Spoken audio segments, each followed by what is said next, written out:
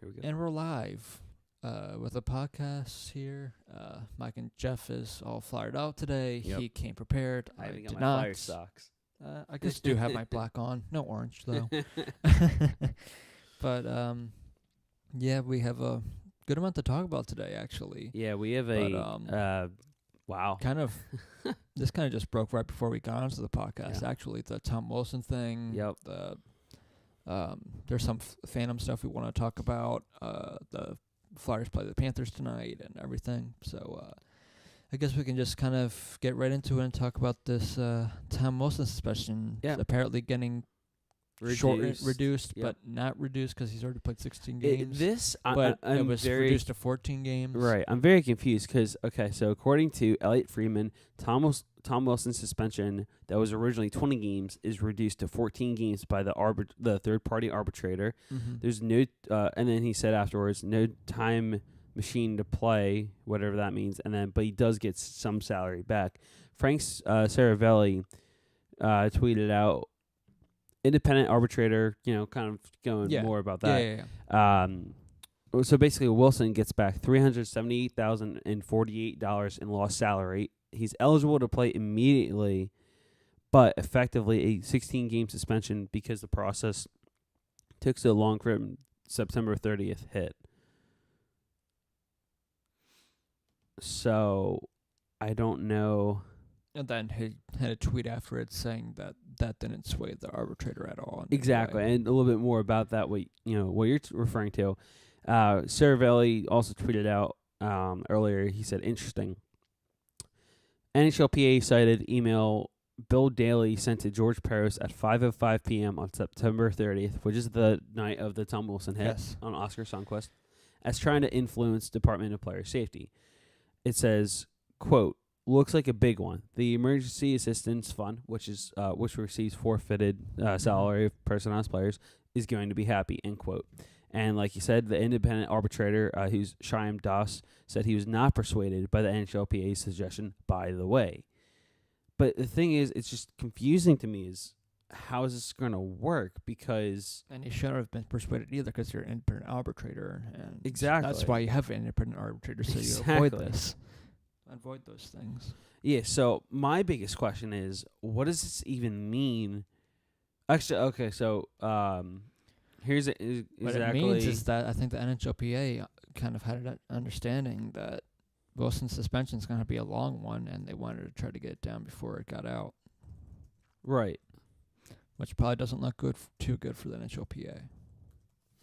No, but there's a statement actually released from the NHL and the NHLPA on the reduction from the Tom Wilson hit suspension. I mean, the National Hockey League Players Association and National Hockey League announced today that Washington Capitals forward Tom Wilson's 20-game suspension for an illegal hit check to the head of St. Louis Blues forward Oscar Sundqvist has been reduced by arbitrator Shyam Das to 14 games.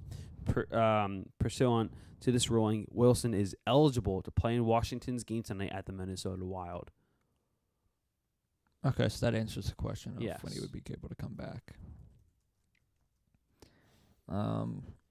Which I don't get. That's only 4 more games. Right. Do you really need to come back in those 4 games? Would 4 less games do anything? I guess. I don't know. Make it any better for you in any way? Do you get like a little sympathy, like kind of, I won? He's getting a get out jail free card for 4 days. Yep, for 4 days. Or 4 games, sorry. Or 3 games. Someone tweeted this earlier. Basically, he's getting a coupon. But I don't know. I don't like this ruling at all. Like, if it kind of like you said, if it takes this long, it's already past that mark. Why make this ruling then? I don't know. This just frustrates me to the max. Yeah, it does. You've already had your issues with the NHLPA and everything, or NHL Department of Safety and everything. With and I'm not the only one because it's been Dan Carcillo especially. Sure, he's been probably the most outspoken. And I love it. I think it's fantastic. And he even went more into it because There's Carcelo did? Carcelo, Oh, yeah, okay. because he actually tweeted out about 24 hours ago. And also something I'm going to... This is actually a great transition to the... actually, no, before I do that, do you have any final thoughts about Tom Wilson before I kind of move on a bit? No. More so on Carcelo is that he doesn't have a job in the league, right? No. Why wouldn't they just kind of put him as one of the guys for the NHL Department of Safety or something? I mean, because he would know more than anyone he else. Would. Well, and everything. They do have George Parris, a former enforcer in Sure. the NHL, but he doesn't. He's getting better than previous people in the Department of Player Safety. But still not Carcelo great. was always kind of considered like a goon type player. Yeah. But since then, he's kind of come out about these kind of things. But I don't know if you've seen his Twitter page recently, but there's a lot of emotional, most likely, and a lot of. It's probably most likely from seeing your retweets or whatever from his. But tweets just about the tweets he's been sending out lately, it's been hard not to kind of feel some sort of emotion behind it. But just one day ago, because the NHL finally, let's see here, they announced a settlement in the concussion lawsuit. I'll get to that I'll get to that now.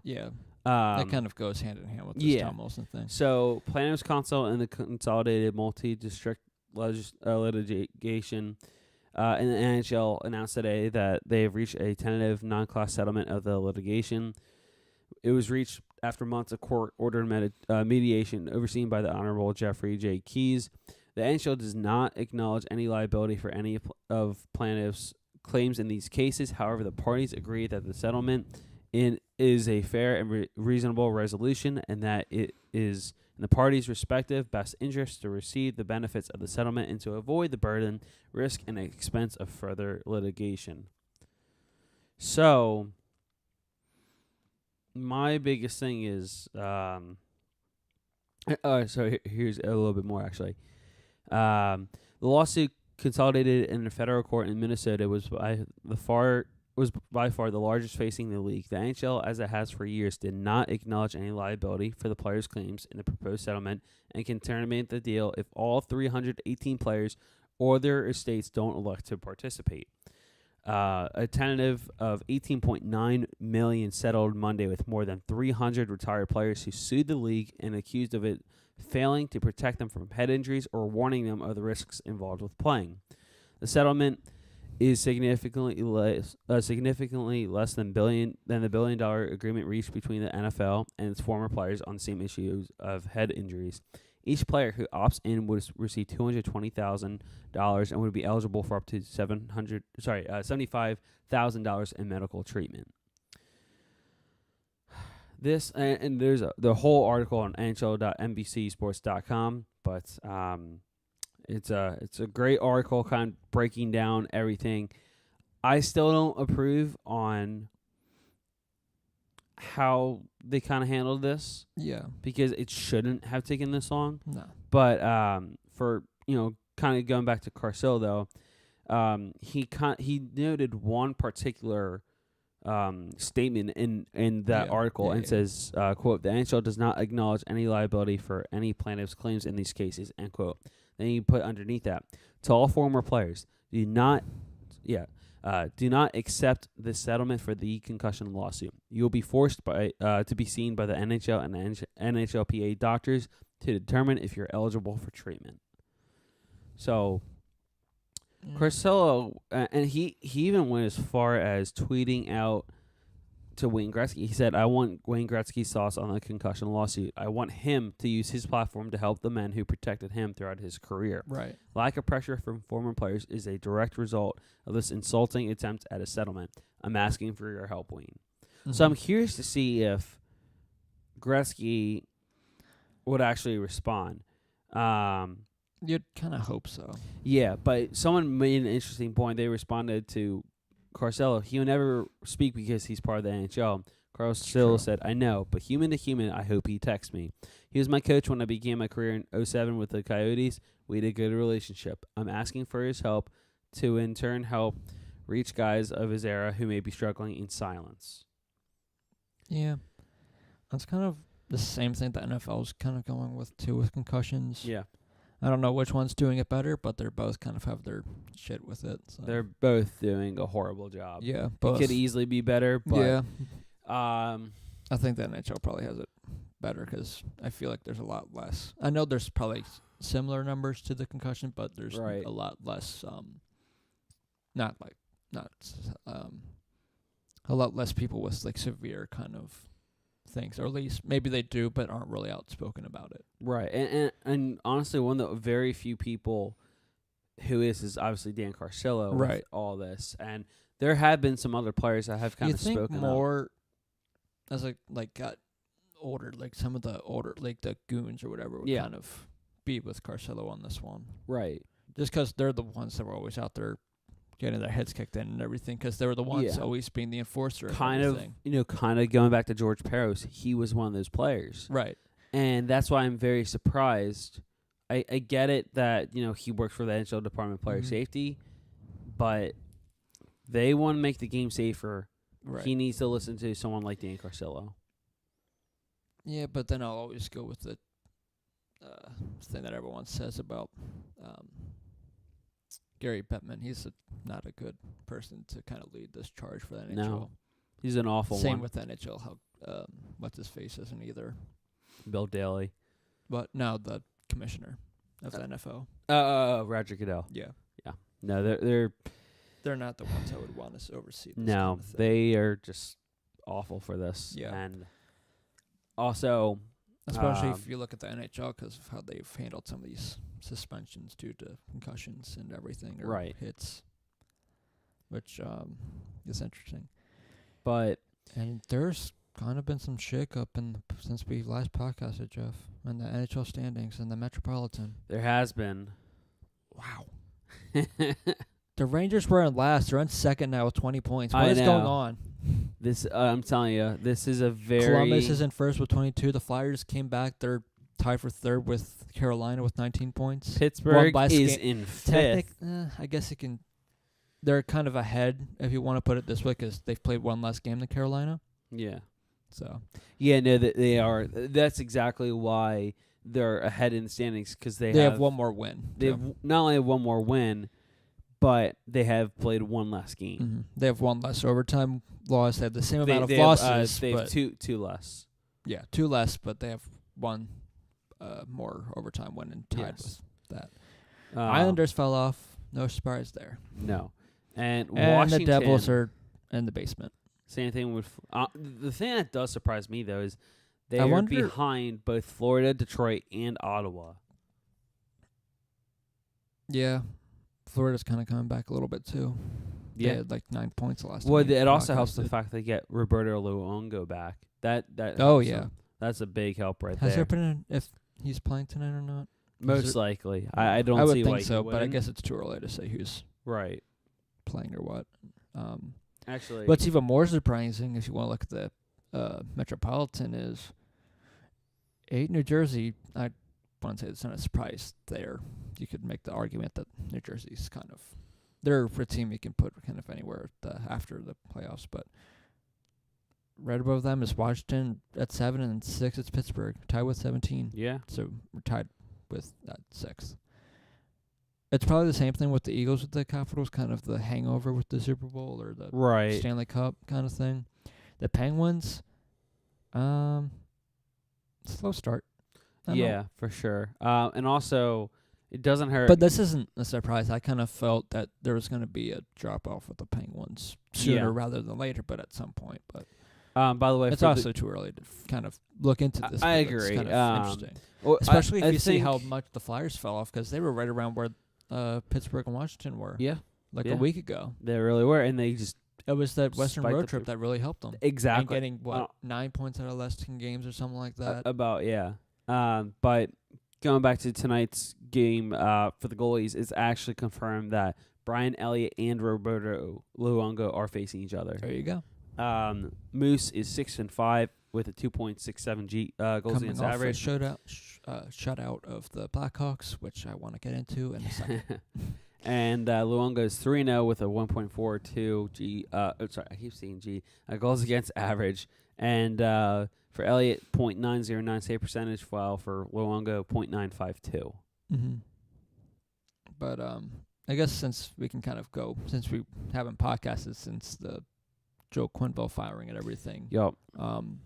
There's been the Coyotes game and the Blackhawks game that's happened since then. We are both right in our predictions so far. So far, we're doing great. I will say this. Well, the Arizona game we should have lost. I will say that. Yeah. And Chicago, I see why you only have 16 points. Yeah. You looked bad. The Flyers just flat out dominated them. It's really hard to make the Flyers PK look good. Yeah. And that's what the Blackhawks did. Yeah. Coots came really close to getting a shorty, but I think he scored right after the penalty expired. Yeah, that's kind of no surprise there. But kind of going off that, but and that was Mitch the and I were kind of Blackhawks' talking about seventh the straight whole loss, by the way. Yeah, talking about the Joel Quenneville firing and everything, and where he could possibly go. And Mitchell brought up an interesting one. What's that? Edmonton. That is very. And their head coach could possibly be gone too. Well, and if he is, yeah. would you want to go to and play, or if you're Quenneville, if they're another option, would you then want to go to Edmonton? Because you get Connor McDavid. You'll be a better option than whatever they have now because they put him with slow people and Lucic. Not only that, but because I mean their GM probably isn't helping that much either. But you also have Draisaitl. Sure, but you'll have Quenneville helping them. Yeah, which will get them out of what is at the bottom. Because when you have the best player in hockey and you're sixth in the Pacific with 17 points, it's pretty bad. Yeah. So that's kind of where, if you are Joe Quenneville, I would kind of there was an interesting wait it out and see what happens. Because there was a very, very interesting point that got brought up. I think it was from NHL.com. I got to find this really quickly just to make sure I have this. I think this is under the news section. But it was...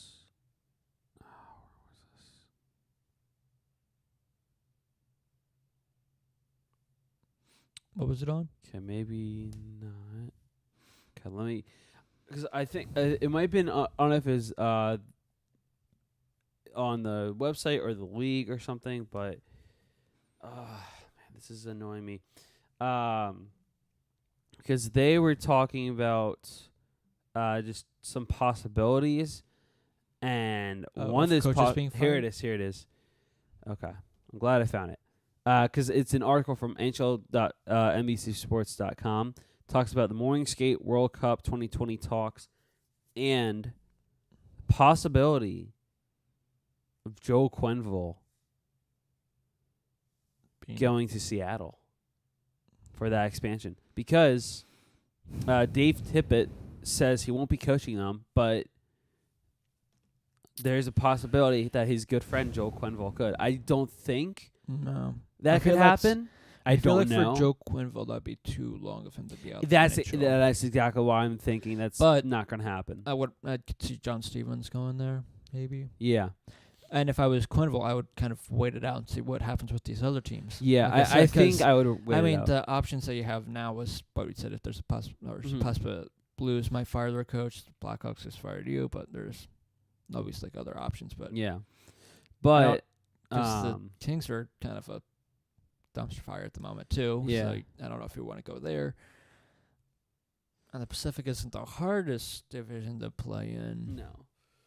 No offense to any of the teams in the West and the Pacific, obviously, because a lot of the teams are up and coming. Arizona being one of them, Calgary, obviously, yes. Vancouver. Vancouver's been great, but Edmonton, the best player in hockey. Yep. I know you're gonna. You're probably always gonna hear feedback. What about Crosby? He's still the best player in hockey. Yeah, maybe he was, but I think he's passed the torch over. That's why I think every year he should be a finalist for Hart, because he does everything for that team. He does. He's always in the tops for points. Literally everything. Every year. He does everything for that team. He's just remarkable. Yeah. And honestly, And you can only because of that, you can see how much of a team sport this is. Because you can't be like the NBA where you can just have LeBron James and make it to the playoffs. Exactly. You need a team basically behind win you. a championship. Right. Yeah. But Yeah. But you know, you got the point. Yeah, I know was what making you there. mean.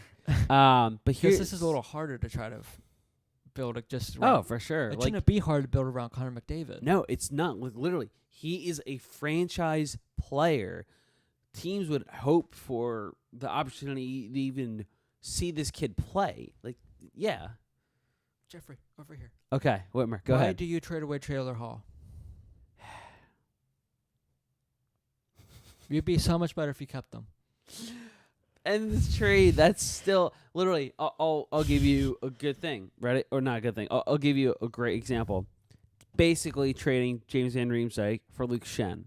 Sure, but we got. It's a great, yeah. Well, forget about that. But for a second. Basically, let me put it this way: you're trading a great forward for a terrible defenseman, and there goes your mic. Yes, first one of the day. Larson is not that great. No. That trade still baffles me on even why you would even suggest not only that actual trade offer, but even trading Taylor If you want to play Hall. the other side of that, it's like we think they're, this is supposed to be a... And number 2 on the day already. Yeah, Mike really doesn't like me talking about the Oilers right now in this trade.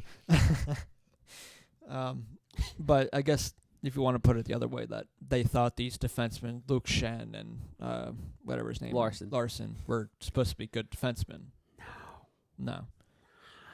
For Hall, like, JVR wasn't a 1-for-1. It was straight up 1-for-1. For Hall, I would not have done a 1-for-1 for Hall. Exactly. I would have at least, if I was even considering I would say Taylor Hall at that point was more valuable than JVR at that point. Oh, for sure.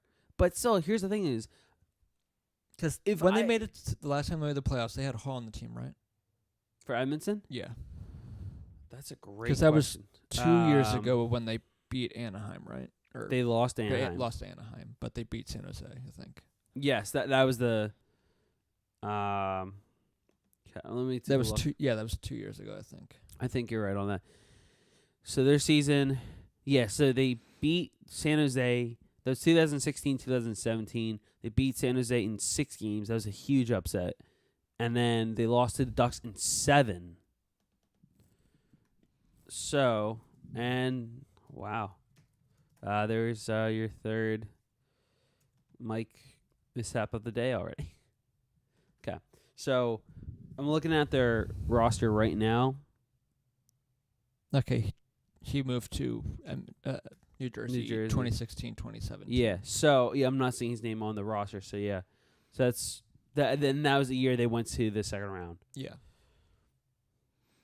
Think about it this way. I just realized the Edmonton Oilers have won a not playoff series before the Flyers since 2012. Say that again? Sorry. So because I just thought of this. You know, the last time the Flyers won a playoff series was 2012. Mm-hmm. Since then, the Edmonton Oilers have won a playoff series before the Flyers. Right. Just let that sink in your head for a second. Anyway, go back to what you're saying. You could say that about the Maple Leafs too. Yeah, and that too, yeah. But the Maple Leafs I could easily see them winning a playoff series. Honestly, I could see them getting a conference what I was going to say is, not even like that. Like Taylor Hall's a winger. He is. Why would you trade away one of the few wingers you have? Because I know you have Nugent Hopkins. He's a center. You're not going to put him on wing. He had Eberle still at the time, I believe. You're not going to do the Flyers thing with that. He still had Eberle at the time, I'm sure. sure. But I don't know. I don't know. I did not mean to click on Calgary. Good job. But yeah, that kind of went on a little bit there, but Worth it. But I guess we can kind of transition the coaching into something I wanted to bring up with the Flyers. And let's bring up the stats on this one. Do you want to know the stats, Jeffrey? Pardon me, I yes. think you know what I'm talking about. PK? Yep. Yeah. Well, both special teams, honestly, but because the power play is, I have to scroll down. 28. Wow. Joy. that was a big fall off for the Flyers. That's not good. And the PK is 30th. Off even more. What? That's possible. How long of a leash do you give Ian LaPerriere? And I guess you could put what's his face in there too, but I'd say more so because the talent on the power play that could go up easily. But for the PK, that's struggled since for 2 years maybe. Yeah. Maybe a little more, but how much longer of a leash do you give LaPerriere? Eesh. Let me go back to the schedule here really quickly. So they have 3 games left in this homestand. I'd say things do not get better by the last game in the month, which is November 27th against the Ottawa Senators. I would seriously consider getting rid of him there. I'm being a little lenient, but I'd say by the end of the month, if things do not get better by the end of the game against the Ottawa Senators on November 27th of 2018, Ian LaPerriere needs to go. I would say give it to the end of the year, as in of 2018. Yeah. Okay. That's fair. I think that's a little because the Flyers have done better. So I think with that, they're probably looking the other way on this one kind of thing of, okay, yes, this is a bad thing, but look at us. We're doing better now. Yeah, somehow. But honestly, it's nice. They've lost. But you can't have that because I know you've given up 9 goals in your last 10 games on the PK. That's not good. No. And you thought for sure it was going to happen with Chicago with Kane and Taves, but it didn't. But you're going to very soon, because no offense to Florida, because they have some good talent there, but on Saturday played Tampa Bay. You better not take any penalties. No, because they just got Victor Hedman back. He came back from IR a couple days ago, so that's a deadly power play you're going to have to deal with. Yeah. And the stats on that one is 8th. They're 8th in the league in the power play. Their power play. Their entire team is just stacked. Florida's 13th. They're like right in the middle. I'm just kind of going to the next few games. Really? Florida's power play is 13th. Yep, the Devils are 10th. I honestly will say the most surprising thing is Arizona's PK is first in the NHL. I did see that. That's amazing. I mean, honestly, good for them. Good for them. Because that's what I'd like Rick Tocchet. I think he's also Tocchet a good coach, great. But I think that's what he wanted to do with the Coyotes, is make them defensively. Yep. And I honestly think he was, outside of like the players, obviously, I think he was a big part of the Penguins getting back-to-back Stanley Cups. Oh, yeah. Absolutely. And then also a big part of that is your GM, Jimmy Rutherford. Sure, but I'm just saying. But yeah, for Talk's purposes, he was excellent. But no, honestly, I think he is very well deserving of the head coach position for the Arizona Coyotes. And sure, it's going to take some time for them to come up and be like make the playoffs or whatever. But a little prediction time right here. It's obviously it's what? How long do you think they're going to until they actually compete or become a team that competes? Yeah, pretty much like that's what you're thinking. Or yeah. It's tough to say. It's not necessarily competing as well, but or not only competing, but actually be considered a playoff contender. So I slowly but surely, I'd say 3 years maybe. I was thinking anywhere between 3 to 5 years. Yeah, I'll definitely give you 3. If they do kind of fall off a little bit, that's another draft pick for them. Exactly, and that's. I mean, I know some of their other ones. If you want to think of Stromer, whatever, it hasn't really turned out the best. Right. But they're playing now. Look at Ekman. Look at Clayton Keller. Keller, he's destroying the league. Mm-hmm. They have a lot of young players. They do. It's just a matter of time. They have the defense, and with Clayton Keller, and if Dylan Strom could start being the player that they were hoping for with the 3rd overall pick in that draft. Right. My thing is, let's say for some odd reason this season doesn't go well. I'm honestly hoping that's possible. I know, but I'm like saying, if you look at the teams I that really are do hope that this is also the way I'd say it. If you look at the Pacific in general, I think if you're saying they're a playoff team, it's going to have to be through the Pacific, because I still think in a couple of years the Central's still going to be a dominant division, and the wild cards are going to come out of the Central. San Jose's older. I think LA is going to start falling off like they are now. Anaheim's getting older. They have some young players, both teams, but with the talent that Arizona and Calgary have that are young, and Edmonton, if you want to put them in it with Connor McDavid, and they could finally get some good people. Edmonton might take a little longer. Honestly, but I do think that you could. Yeah, because right now Arizona is 5th in the Pacific. Because here's the teams 2 points behind Anaheim. Here's my thing. Ready for this? The teams that are going to compete, because Vancouver could possibly in a couple of years too, if you want to believe what they're doing now is potential for. Oh no, I do, because and Calgary too, because and that's exactly where I was going. Is Vancouver, Calgary, Arizona, and maybe Edmonton. Those 4 Vegas, teams, maybe. and probably Vegas, those 4 or 5 teams will be the top 5. Sure. While I could still San Jose, I could see San Jose being the top. Yeah, one. no, possibly Anaheim, because Anaheim has Gibson, who's great. That's a good point. They have a pretty good defense. Here's my thing: the reason why I'm saying San Jose and Anaheim and even LA, they're gonna be more towards the bottom. Is I like how off topic we get. I know it's great. This happens to me all the time. It's fun. I know, which is fun to look at, because you thought of this one after 2015 with how great that draft class was and everything. I'm wow. And I know the next one was not as great, but it was still good, pretty good. Yeah. Like, look at where Toronto is now. I know, it's crazy. Look Mitch where Marner Winnipeg was the is. 2015 pick, and he was not even their best player. I know. Look where Winnipeg is. And Mitch and I were talking about this too, because we were watching a little bit of the Boston and Toronto game. Nylander's like their 5th best player if they re-sign him. I know. That's scary. That's scary. Wait. Let me think about this. Because they have Nylander, Marner, Tavares, Matthews. Morgan Riley. That's what I was thinking of.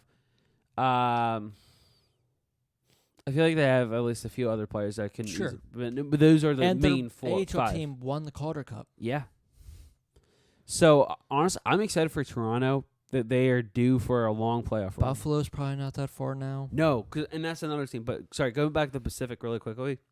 But that's kind of what you saw with some of these teams. Except for Edmonton, because for some, I know they got Connor McDavid, but they were always that team that always got the first overall pick but never did anything. Hey, at least I'm glad that they got to the playoffs for McDavid that one year. Sure. And they did something. They will be able They to. made a decent But even run. if you want to if you want to compare them to Crosby a bit, and I think you can easily put them together just because he's the best player now, and he has been for the past 2 years, and Crosby was for. But if you look at the Penguins, they won in 2009 and lost in 2008, right? To the Red Wings. Yes. Then they fell off for a while.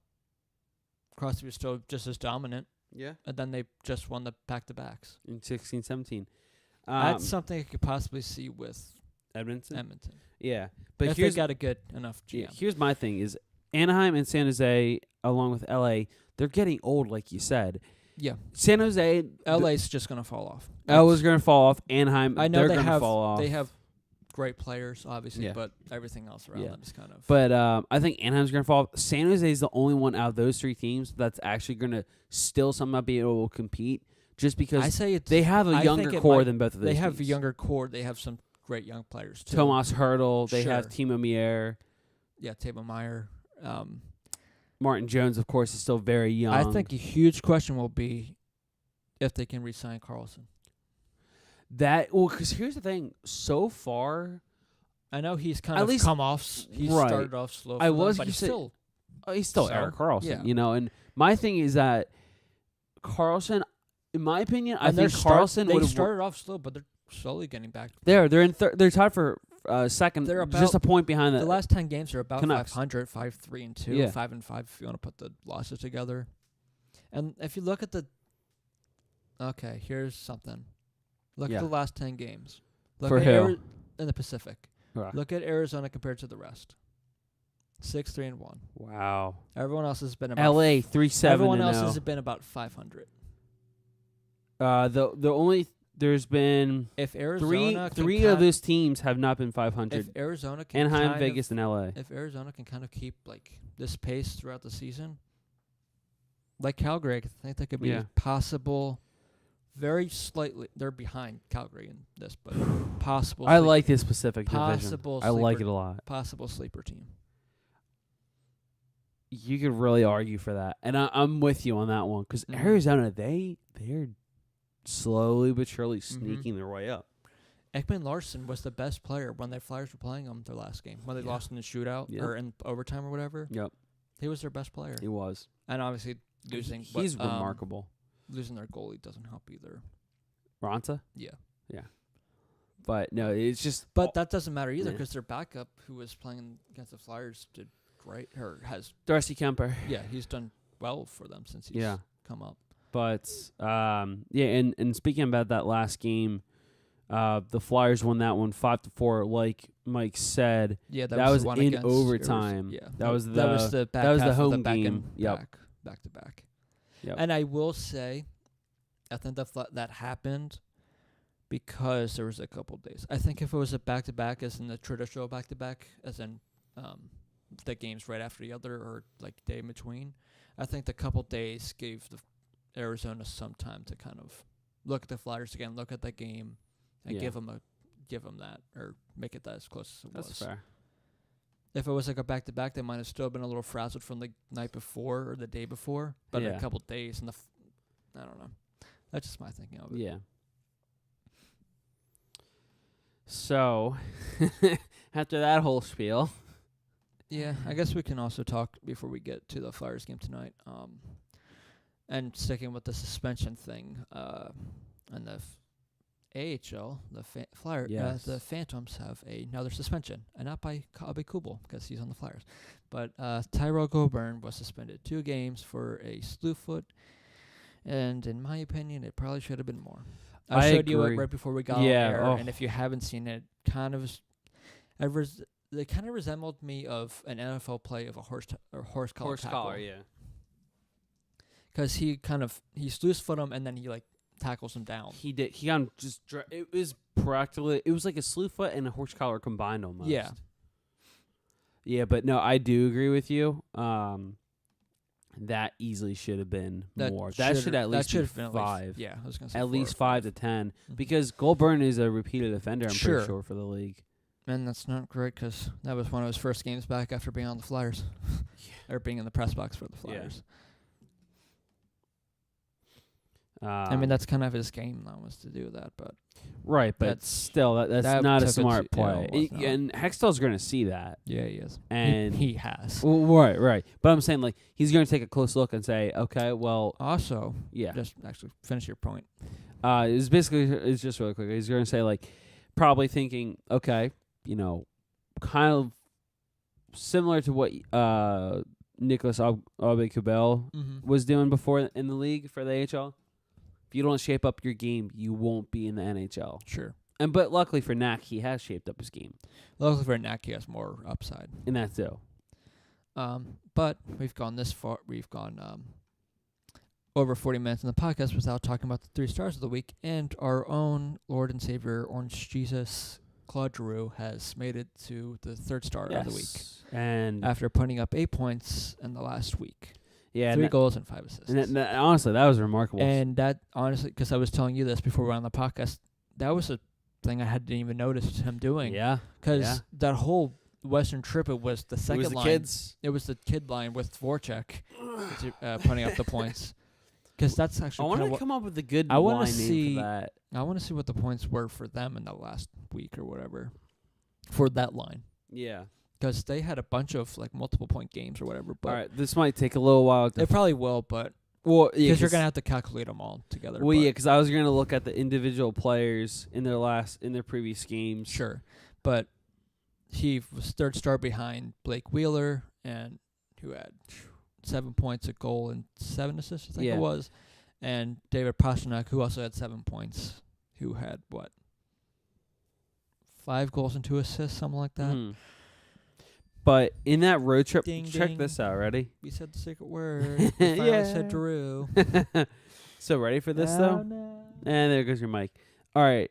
So for Jake Voracek, in that Western trip, where it was the 4 games, he recorded he recorded points in 3 straight games. He recorded a goal and 2 assists. He also had also had an assist in that Arizona home game for. Let's see here. I'm going to go to Oscar Lindblom next.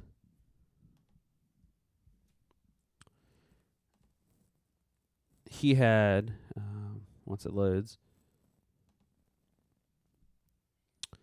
Wow. Lindblom really tore it up on that Western trip. Ready for this? He really did. Both him and He had a Patrick point did. literally in at least a point or 2 in every single game on that road He trip. had a point streak going. Yeah, he did. He had a he point streak going had- until the Arizona game, I think. The home.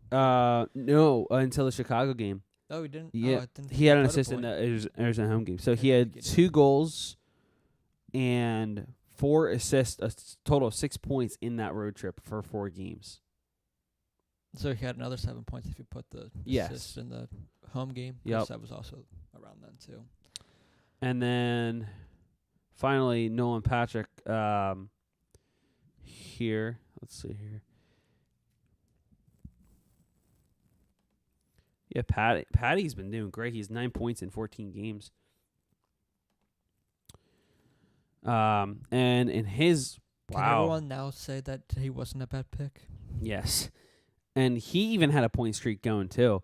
So right for this, he had a total of 2 goals and 4 assists in 4 games. So 7 points in 4 games for Nolan That Patrick. was my favorite, though. I don't know if you saw this in the Arizona game or not, but Yeah. when Ekman Larson hit Lindblom to the ice on their side, and Patrick went to protect his teammate. Yeah. Did love that. You love that, and you just said, "Oh, look, the young guys are sticking up for each other." Yup. It's pretty great though. Because they really have. Because you were kind of hoping that was going to happen with the 2 of them coming into the league last year, but that they're 2 young stars that they're going to have. Also, I will say this too: you can put Flyers in the mix of the since 2015 too, or since Ron Hextall. Of what? Of what we were saying with the Coyotes. Yeah. Of Oh, the for teams sure. coming up and coming. They really are. Because you have Nolan Patrick, Travis Konechny, Ivan Provorov. You have Oscar Lindblom, You have Mark Freeman coming in Mark the Freeman. NHL. In the AHL, you have Nicholas Aubé-Kubel. You have Myers, The reemergence of Scott who Laughton. and Hextall's great. His so far has been good, not great. Yes. You have Riemsdyk, who's done great so far this year. He's done a lot better, which I'm very happy with. He's got the offensive game that the Flyers have been looking for, and he's a guy that I've liked since the Flyers got him. Because I've kind of liked those defensive guys Yeah. a little more. Because I've always liked Couturier when I he's come into the love Flyers, Sean even when Couturier's everyone game. for some reason didn't like him because he wouldn't put up offense. But he made Malkin angry, and that made me so happy. Yep.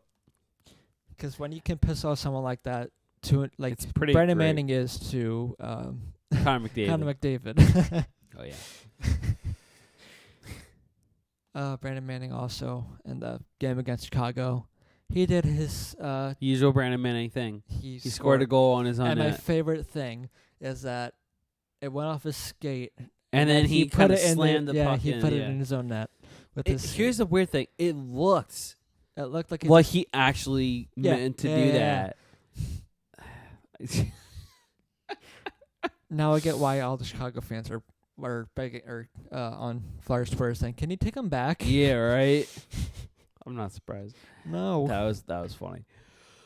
Speaking about that Chicago game, as It's just kind of a matter of how the coaches play these young guys. yeah, That's why I think Arizona's good, because I like Rick Tocchet as a Oh, I coach. love Tocchet. I think he's great. And, we do got to give the new head coach for the Chicago Blackhawks a tiny bit of break. Because literally, you can't expect him to turn things around like that. I'm not even saying that. I'm just saying Right, the young no, teams, no, I you kind understand of what you need mean. some good. Like if you see with Connor McDavid, when he put him with fucking Milan Lucic, he's not going to do that well. No. Because he's the fastest guy in the NHL, and you're putting him with the slow turtle. No, you're putting him with an anchor.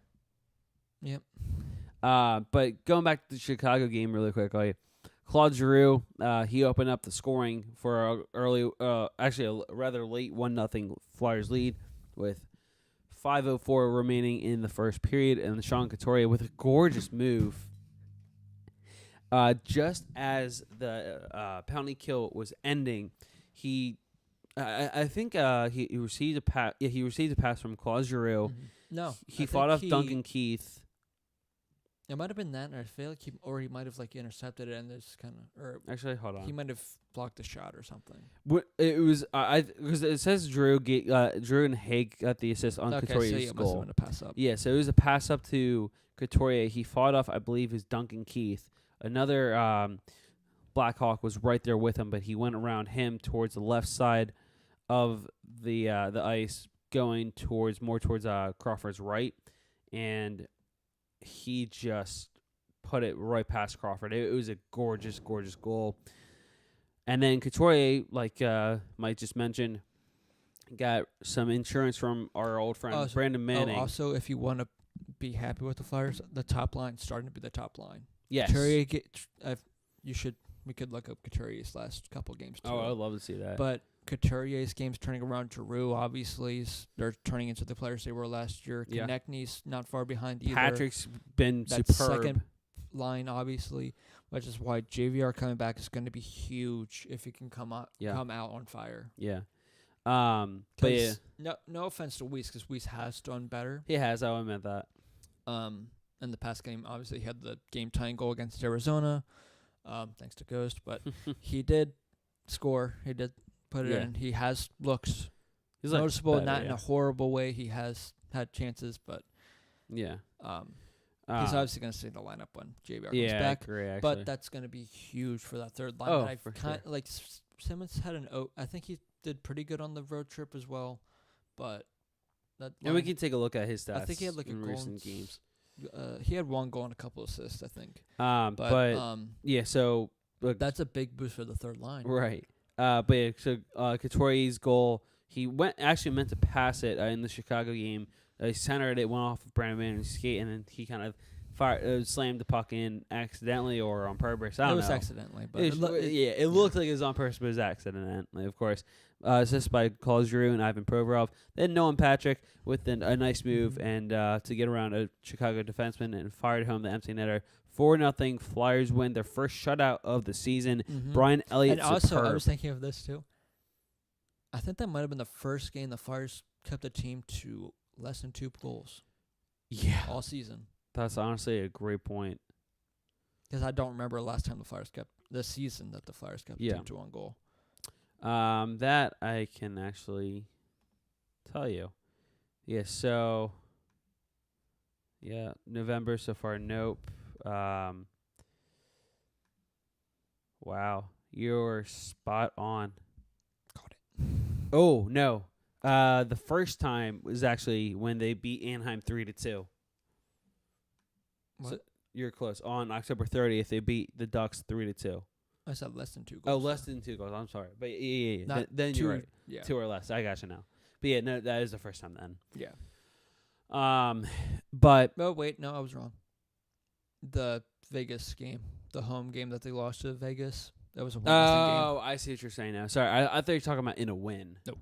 Okay, but yeah, no, in that case, yeah. That's the only time they kept the team to 1 goal all season. But yeah, so than for the in the Chicago game, head coach Dave also, Hackstall. Actually, before we get to that, my favorite play about the empty netter for Patrick is that you thought, okay, maybe he'll give it to Couturier so he can get a hat trick. But Couturier later said, shoot.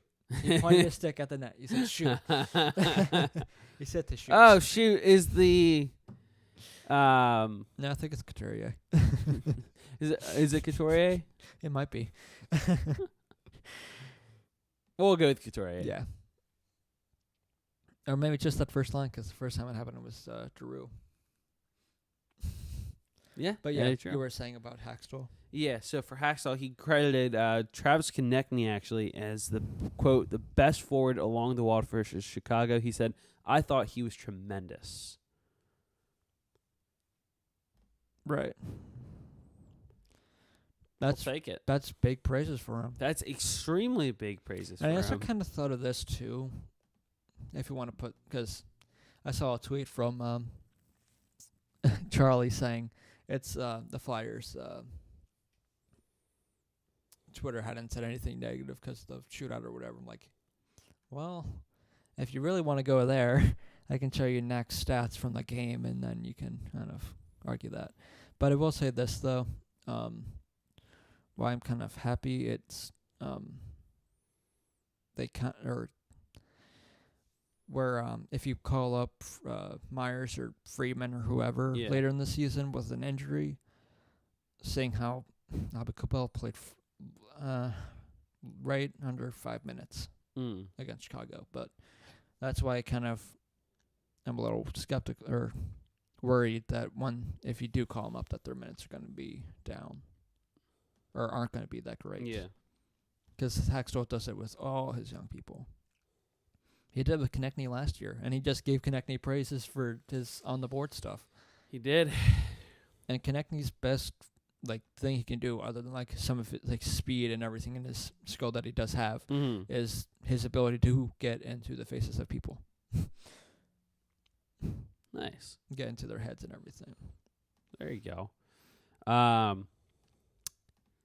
Because this is the Flyers that I was kind of hoping for this season. Oh, yeah, for sure. Well, I mean, Provorov had some shaky moments in the past couple games. He's looked a little shaky as of late, but overall he's looked pretty solid. Sure, but this team, he's still putting up points. He had assists. Him and Haig have actually been a pretty good pair. They have been. Sanheim and Gudas always look good when they're out there. When you want to give them those opportunity, you want to give them some more ice time, Hack. Especially Sanheim, fucking 15 minutes.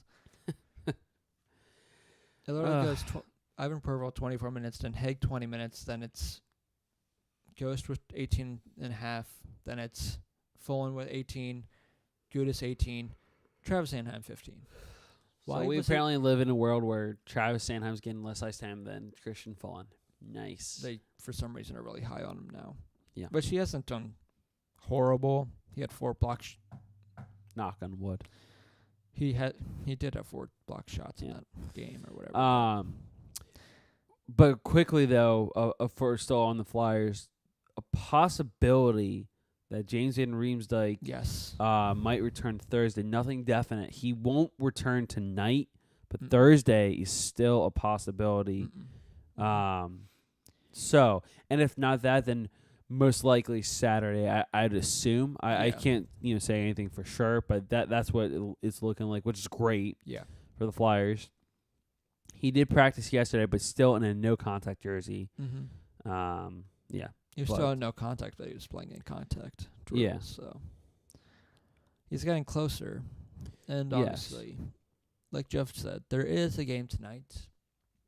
We already said who the goalies are going to be, Brian Elliott and Roberto Luongo. Yep. And if you're going off of what we said in our prediction of how this homestand or the end of the month will go, I think we both said the Flyers are going to lose this one. I think you might have said it would be no. I think we both said it would just be a straight loss. I think it would just be a straight loss, yeah. Yeah, I could see that. I think the Flyers lose tonight. Yeah. The Flyers, they I'll say it's going to be a 3-2 final. Because I mean, if you want to go back to that last Flyers Panthers game, that was the one where it went, what? Shootout. Yeah, it went shootout, but the Flyers lost their lead. Yeah. That was the one with, That's right. Because they gave up 3 goals on the loss. Oh, that was right. The Flyers, they do enter tonight on a 3-game winning streak. but also they have a 6-game point streak in which they've That's what gone it was. 5-0-1. I am still standing by my prediction. Flyers will lose I think it was 4-2 with that fourth goal being an empty netter. You said 4-2? Yeah. I think it's going to be 3-2. Okay. Well, I'm saying it will be 3-2, but then empty netter. Yeah, I got you. But the Panthers, they do enter tonight in the hottest stretch of their season. They won 4 straight games, recording an average of 4.25 goals per game and allowing just 1.25 goals per game. Yes. Outscoring their opponent 17-6. 6 of their 17 goals have come on the power play. And Roberto Luongo, of course, started the first 3 games of that streak, posting a 1.67 goals against average and a .946 save percentage in that stretch. And also, Jonathan Huberdeau and Mike Hoffman lead the Panthers during their win streak with 6 points each, 2 goals and 4 assists. My fun prediction is that the Flyers are going to get their first fight tonight. I had a feeling you were going that way. What's yours? I gotta think about this one.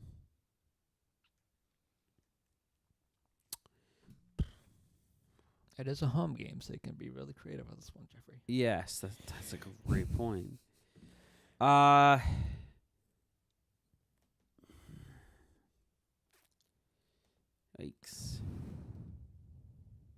I'm not sure, really. I gotta keep thinking about this one. Honestly... What about the game itself? Who do you think's scoring for both teams? You said 4-2. Yeah, 4-2. Jonathan Huberdeau, he's going to have a big night. He typically does against the Flyers. He's just an excellent player. Mm-hmm. But so does Alexander Barkov, their new captain this year. Yeah. Both of those guys are going to go off. I'm saying, all right, I guess here's my fun prediction. They'll both at least have 3 points. Okay. I have Barkov getting 2 goals and assist, and Huberdeau, why not a goal and 2 assists? Okay. But so that's 3 of the goals, and the empty netter will be Evgeny Dadonov. Okay. And for the Flyers, of course, Nolan Patrick, he will get a goal. And Oscar Lindblom, why not? That line's going to be on fire tonight. But unfortunately, it might not be enough, as I still have the Flyers losing 4-2 to the Florida Panthers tonight at home, ending their winning streak. For the Flyers, I think Lawton's going to keep his scoring ability. I think it's going to be Lawton and Wheel who are going to score for the Flyers. For the Panthers, I'm going to go with Keith Yandel on the power play. Mike Hoffman and Dadonov for the Panthers scoring. I do think also that Elliott's going to be on his head. Yes, that I think I can agree with as well. Ooh. Jeffrey. Yes. We both said they're going to lose. Okay. But let's put this fun thing out there. Okay. One, because I kind of gave mine away, but what happens first if it does happen in the game? Yeah. The Flyers are losing after the first period, or a power play goal against, or a shorthand goal, or power play goal against the Flyers. Yeah. That's what I'm predicting. Okay. What about you? I'm going to say the Flyers are going to be down after the first. Okay. Yeah, because when the Flyers... There's this also weird thing where, because whenever the Flyers are off like 2 days, they kind of struggle coming out of the gate. Yeah, typically. Because that's kind of what happened in Arizona, too. They came out slow and everything. So. Yeah. But during the Flyers stretch of the 5-0-1 record, they've scored the first goal in all 6 contests, and they had the lead after the first period in all 6, outscoring their opponents 9-2 in the first period. Overall, the Flyers have outscored the opposition 25-14 while averaging 4.16 goals per game, 23 of which have come at even strength, including empty net goals. And all this, of course, is from the Flyers.nhl.com underneath the topic of the 5 things for the Florida Panthers. So this is the Philadelphia Flyers matchup tonight, 7 p.m. on NBC Sports Philadelphia, or you can listen on it 97.5, Yes. The Fanatic. Florida's another team, just randomly going to put it out there with the other ones. That's another team that I can see coming up in a couple years, too. Slowly but surely. Yeah, because they have good people, good Yes. players. But you also think, why did you let the Vegas Golden Knights take some of your good players? No idea. Didn't keep Jonathan Marchessault. Smith, right? Wasn't he on Riley Smith? Wasn't he on Florida? At one point, I believe he was. No, wait. Yeah, they traded Marchessault, so they want to take someone else, I think. No, I thought they claimed, No. or they drafted Marchessault in the maybe thing. But for, wow. Yeah, no, you're right. Smith was on Florida for 2 years. Mm-hmm. He's on. Here's an interesting stat. He was on Dallas for 2 years, then Boston for 2 years, then Florida for 2 years. Now he's on Vegas for a second year. But last year it was really his best season in his career. 60 points, 67 games, 22 goals, 38 assists. He has 7 points in 18 games, 3 goals, 4 assists. Mm-hmm. That's it. I think they could be a team that'll come up soon. Right. Right now they're in the basement of the Atlantic, but those top 3 teams are already set in stone. It's just a matter of where they fall. Mm-hmm. Mainly, I'm going to say the second and third. Yep. Because I still think there's no way. I don't think anyone's going to catch Tampa Bay. Unless the same thing happens in that like last year where they start falling off near the end. Right. Boston makes it close. Yeah, the Atlantic's kind of interesting now. I still think Florida can take 4th place, maybe. Mm-hmm. They have the talent, too. And with Vobrongo coming back. Also, a thing to keep in mind, Florida's 6-3-1 the last 10, as are the Flyers. Yeah. So both teams are coming in hot. So I think if there's anything else, I think that might be where we... There's one last thing I want to talk about really quickly. So it does involve the Ottawa Senators. It's all about the Uber driver that secretly filled them. Yeah. Some of the Flyers players, they actually responded to the whole situation. Also, for an update on that one, the Uber driver has been fired from Uber and has regretted putting up the video. Yes. Shocking. Yes. But on the article, it's for Philly.com, Flyers defenseman Radko Gudas made some comments personally because... Dadko? Dadko. Because he played for Tampa... When he played for Tampa Bay Lightning, there was the assistant head coach, Marty Raymond, who's an assistant head coach there. Gudas watched the video and felt sympathy for the man. He said, quote, "I thought of him pretty highly. I never had a problem with him." Gudas said, "He was with me in the minors as well, so I've known him. I'm not sure what inspired the whole conversation, but I can't believe the driver put it out there. I feel really bad for Marty because he's just trying his hardest to do what's best for his team." Now, pro athletes are under a microscope more than ever because of social media and their immediacy. The athletes understand and accept that. Not even just that. If you want to look at your spouses, just look at Mike Hoffman's wife. Exactly. Gudas continued to say, "It's pretty gutless of the driver. I don't know what was behind him sharing the video. Obviously, what they said is inexcusable, and it would be unacceptable in our locker room, but invading their privacy is a whole different story. I didn't know you had to because apparently the Uber driver, when it was reportedly released, the video, which he tweeted to reporters because of either the size of the tip from the players or the lack of one, he called the players cheap, entitled kids, according to Elliot Friedman. Gudas said, "I didn't know you had to tip your Uber drivers. I'm going to have to rethink my Uber tips now, too."